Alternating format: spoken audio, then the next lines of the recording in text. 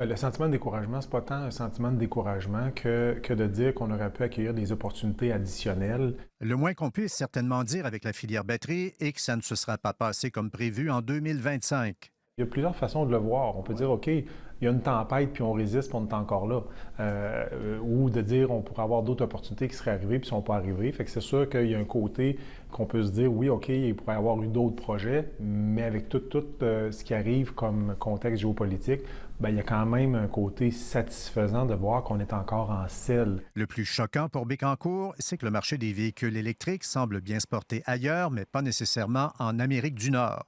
C'est la réalité en face, les politiques américaines ne sont pas très pro-environnementales et puis l'électrification des transports en prend pour son rhume aux États-Unis, bien qu'il y ait une croissance partout ailleurs dans le monde. Comme si ça n'était plus entièrement représentatif du développement en cours et que ça finisse par paraître péjoratif.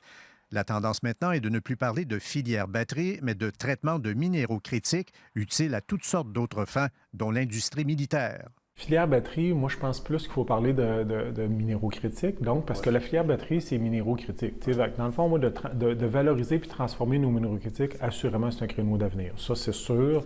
Eau, égouts, routes, fibres optiques, voies ferrées, vu les très importantes infrastructures d'accueil mises en place, d'autres entreprises n'ayant rien à voir avec la filière batterie frappent-elles maintenant à la porte pour venir s'implanter ici?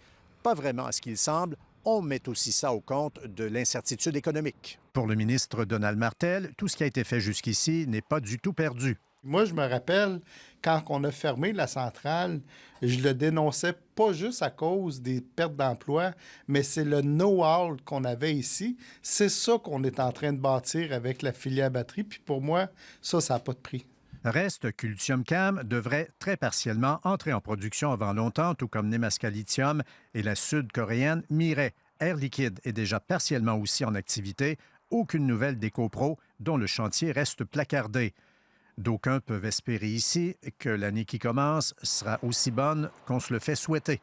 Ici Louis Cloutier, Radio-Canada, Bécancour.